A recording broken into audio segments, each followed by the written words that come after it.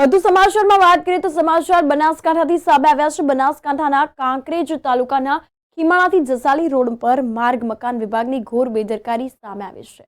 તો આ અંતર્ગત બેદરકારી દાખવવા સામે લોકોમાં ભારે રોષ જોવા મળ્યો છે। આ અંતર્ગત લોકોમાં રોષની લાગણી જોવા મળી છે। ત્યારે કાંકરેજ તાલુકાના ખીમાણાથી જસાલી જતા રોડનું કામ માત્ર 3 વર્ષ થયા છે, ત્યારે અનેકવાર રોડ પર આવેલા નાળા બેસી જતા અકસ્માતો સર્જાય છે। વારંવાર આ રોડ પર અકસ્માતની ઘટનાઓ બનતી હોય છે અને સૌથી અગત્યની વાત એ છે કે અગાઉ મીડિયા દ્વારા અહેવાલ પ્રસિદ્ધ કરવામાં આવ્યો અને જેમાં સામાન્ય રીતે ડામર કામ કરીને વાહન ચાલકો અને રાહદારીઓના મોં બંધ કરી દેવામાં આવ્યા હતા। તો ત્યારે ફરીથી આ નાળાનો ભાગ જે છે તે બેસી ગયો છે અને માર્ગ મકાન વિભાગ પર અનેક પ્રકારના સવાલો ઊભા થાય છે।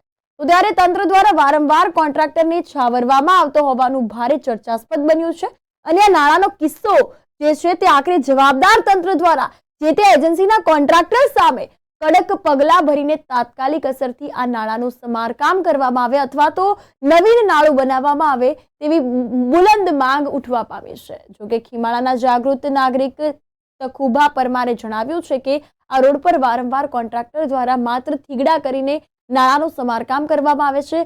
હલકી ગુણવત્તાવાળું મટીરિયલ વાપરવામાં આવે છે।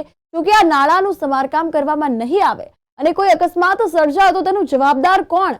આવા વેધક સવાલો લોકમુખે ચર્ચાય છે અને આ અંતર્ગત તંત્ર દ્વારા આ બાબતે ધ્યાન દોરવામાં આવે, ધ્યાન લેવામાં આવે તેવી માંગ ઉઠવા પામી છે।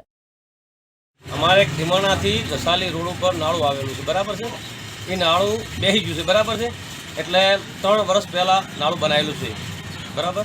એટલે એ નાળું બેસી ગયું છે એટલા માટે વારંવાર અકસ્માત થાય છે, બરાબર છે। એટલે હલકી ગુણવત્તાવાળું કામ કરેલ છે એટલે એ કોમ સારું થાય એટલા માટે ફેરથી અમે આ જાહેરાત કરી છે, બરાબર।